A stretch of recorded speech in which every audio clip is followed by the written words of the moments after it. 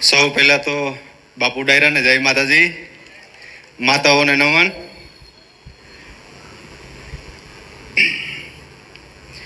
બધાને ખબર જ છે શું કામે આપણે ભેગા થયા છીએ।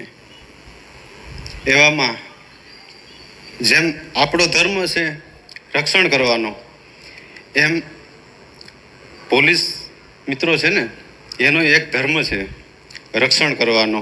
એનો પણ હું ખૂબ ખૂબ આભાર માનીશ। અને સાથે આજે મીડિયા દિવસ છે, પત્રકાર ભાઈઓનો પણ ખૂબ ખૂબ ધન્યવાદ કે અમને સાંભળે અને બીજાને બતાવે છે। તમારો પણ ખૂબ ખૂબ આભાર।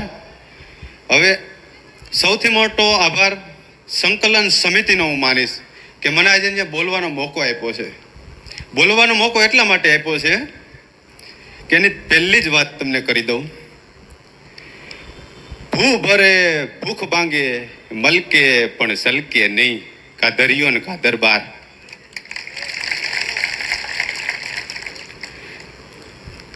આને વતાવાય નહીં, આ બરોબર હાલતા હતા અત્યાર સુધી। હવે તમે હરી કરી છે એટલે મૂકવામાં નહીં આવે જેને કરી છે એને। હવે એક જણ એમ કહેતો હતો, કોઈનું નામ નથી લેવું આપણે, કે માન બેસ્ટમેન હારો મળ્યો છે એટલે દાવ લઈ છે। ભલે દાવ લ્યો પણ બીજાને હેરાન કરોમાં। બોલરો તો અમારી પાસે એવા છે, બેટ હોટો દાંડામાં દડો ખાલી દે, સમજી ગયા?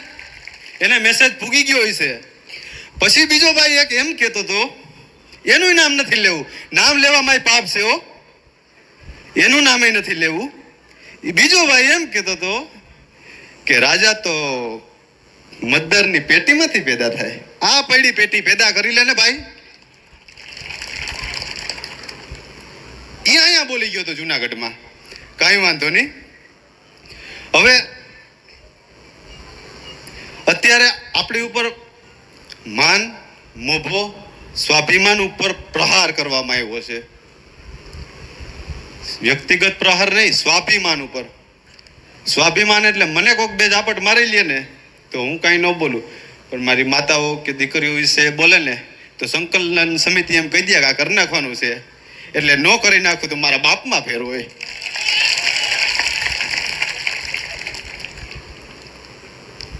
એટલા માટે હું એમનો આભાર માનું છું। 1 મિનિટ વધારે લઈશ, વાંધો નહીં। હવે આ લોકો એવું સમજે છે કે તમે આંદોલન કરો છો, નહીં, અમારે આંદોલન કરવાના ન હોય। અમે તો સ્વાભિમાન હાટું જીવીએ છીએ। આંદોલન થોડું કાંઈ અમારે ઘઉં ચોખા કે કેરોસીનની લાઈનમાં ઊભું છે એના હાટું આંદોલન જોઈએ કે અમારે ટિકિટ નથી જોતી। અમે તો જે આ બોલે છે ને એની બોલતી બંધ કરવા વાળા છીએ। એટલે એને ખબર તો પડી જ ગઈ છે। આજે આપણે સંકલન સમિતિની ખાલી ઔપચારિક સભા છે, આપણી કોઈ રાજકીય મેટર નથી આજે, એટલે આપણે એના વિશે બહુ વાત ન કરાય। પછી શું છે કે હાલતા આગળ હું અહીં બોલીને એટલે કાલે ઘેરે ભોગી આવી જાય। પણ